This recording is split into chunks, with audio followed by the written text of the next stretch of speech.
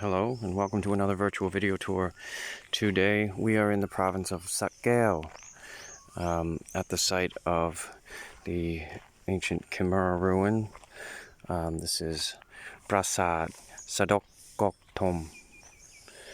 Hopefully I'm pronouncing that relatively correctly.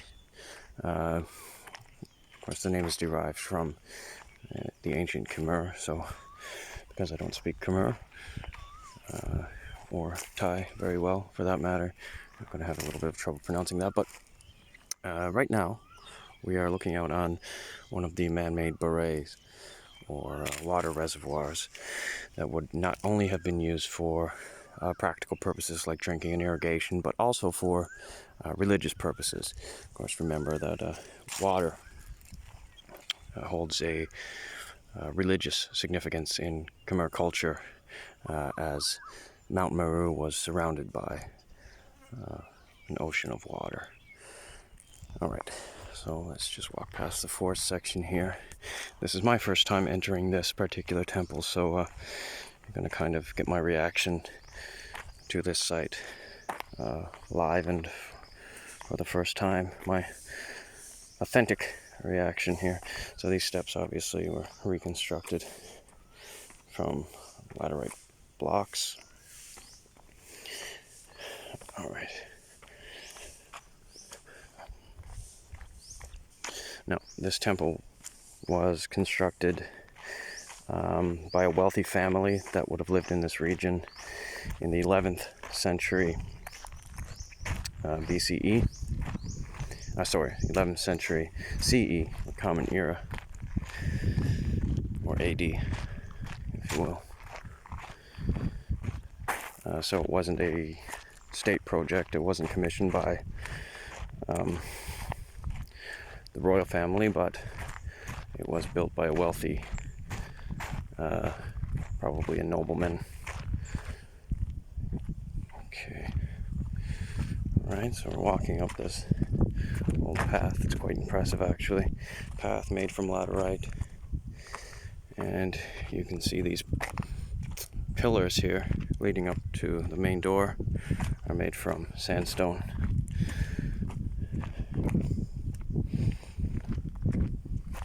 Alright. There's actually an inscription found at this site. And the inscription dates to the 11th century as well, as does the temple itself.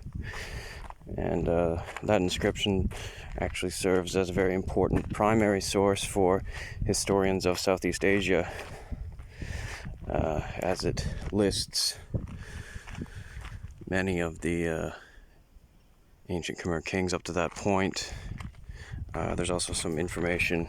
It doesn't just list information about them, but it gives additional information about battles and conquests, etc. That particular inscription also goes into some detail about why the capital of the Khmer Empire was changed.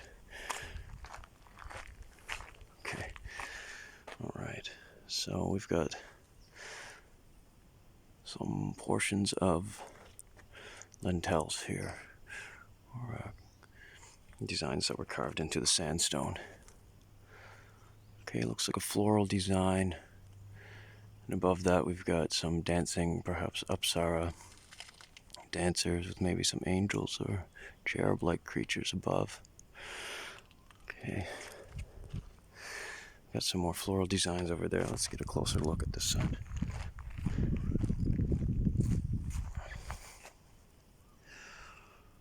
Looks like we have some elephants depicted in this one. Very much of it has been reconstructed, so we can't see the entire original lintels. You can see these pillars in the windows reminiscent of Prasat Hin Pimai. Alright, let's go up these wooden stairs here.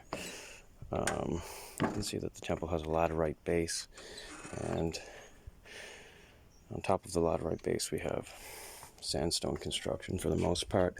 Again, typical of Khmer temples. So you can imagine that the family who constructed this temple was quite wealthy.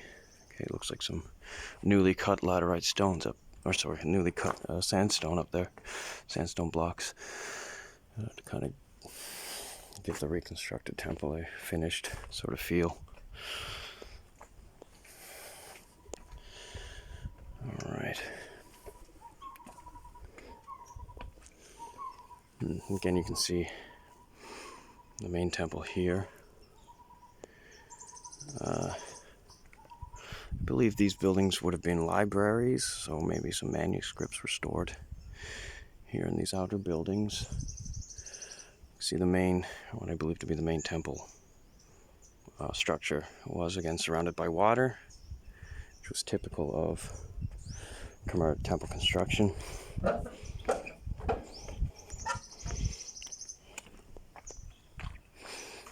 Once again, the Khmer people like to surround the center of the temple with the water reminiscent of Mount Meru, surrounded by the Great Ocean. And if you take a look at the temple there, you can kind of see it does look like a multi-peaked mountain, much like Mount Meru in Khmer or Hindu mythology. This temple was dedicated to Shiva, possibly also Vishnu. Okay, so it was not originally constructed as a Buddhist temple.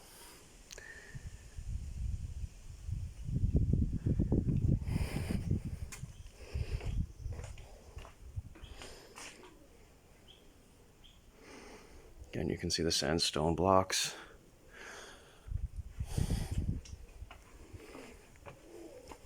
All right, now we enter the main temple complex here. Quite large.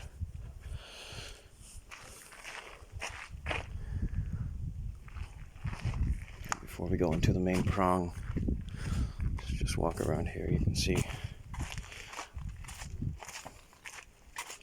got laterite base again. I'm walking on laterite blocks at the moment. We've got the sandstone construction here.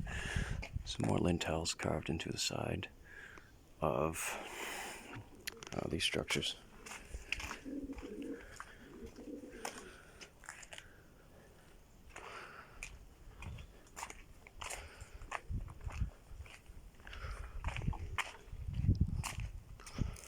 All right, let's see what we can see here. Some more of these pillars, sandstone pillars. It almost looks like you can get inside of here and walk around. Yeah. All right. Alrighty. Yeah. Okay. It's a long, narrow room. Not much to be seen inside there. We walk all the way around the main prong, and then let's go inside and see what's in there. Perhaps a Shiva Linga, which would have been the main, rather than a Buddha image, would have been the main religious imagery of this temple. You can see some more of the sandstone construction there. Alright, we're gonna go up these steps and into another long, narrow room. Okay, same on this side as the other.